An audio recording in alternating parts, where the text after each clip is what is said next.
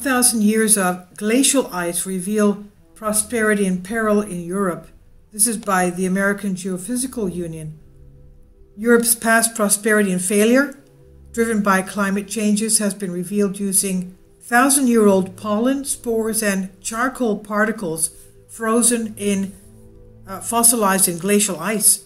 This first analysis of microfossils preserved in European glaciers unveils earlier than expected evidence of air pollution and the roots of modern invasive species problems.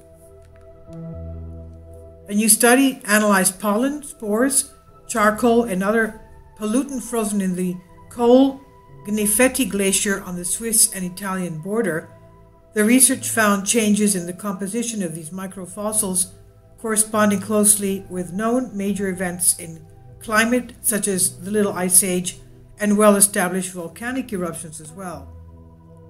The work was published in Geophysical Research Letters, which publishes high-impact, short-format reports with immediate implications spanning all Earth and space sciences.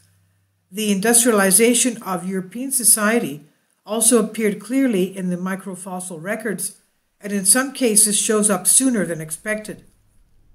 Pollen from the introduction of non-native crops was found to go back at least 100 years, and pollution from the burning of fossil fuels shows up in the 18th century, about 100 years earlier than expected. Kindly support my Patreon account. The daily posts are 5 videos daily, and they are totally different from what I have on my YouTube channel. Thank you so much for your support and that you find all my content so interesting. You'll find the Patreon account details in the description box below. Existing historical sources such as church records or diaries recorded conditions during major events like droughts or famines. However, studying data from the glaciers contributes to the understanding of climate and land use surrounding such events, providing non-stop context for them with evidence from a large land area. Precisely identifying the timing of these events can help scientists better understand current climate change. The historical sources that were available before, I don't think the sources got the full picture of the environment context, said Sandra Brugger, paleoecologist at the Desert Research Institute in Nevada and leader on the study. She said, but also with the ice core, we could not get the full picture until we started collaborating with historians on this. It needs those two sides of the coin. Evidence on high. The new study analyzed microfossils frozen in two 82 and 75 meter long ice cores pulled from the Col Gnifetti Glacier, which are the first 2 ice cores from the continent of Europe studied for microfossils. Similar studies have sampled ice cores in South America, Central Asia, and Greenland, but those regions lack the breadth of written historical records that can be directly correlated with the continuous microfossil data in the ice cores. Over the centuries, wind, rain, and snow carried microfossils from European lowlands, the United Kingdom, and even North Africa to the exposed glacier in Switzerland.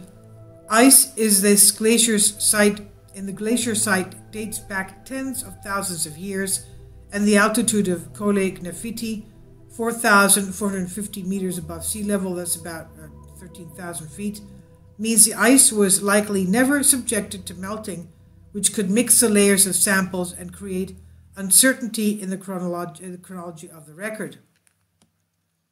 They can actually pinpoint and identify the relationships between what's happening on the continent with climatic records inherent in the ice, said John Briggs, paleoecologist at the University of Bergen, who was not associated with the study.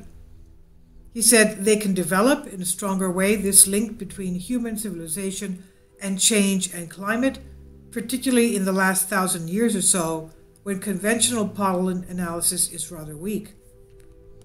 Evidence of pollution due to fossil fuel combustion also appears earlier in the chronological record than expected. The researchers found evidence of the early burning of coal in the United Kingdom around 1780, which was much earlier than expected. The onset of industrialization around 1850 which could have implications for global climate change modeling. The records also showed evidence of pollen from non-native European plants from 100 years ago, showing a long legacy of the existing ecological problems created by invasive species transported across continents through trade. This was provided by the American Geophysical Union. It's today's article on phys.org. Please leave your comments. Thank you for your support.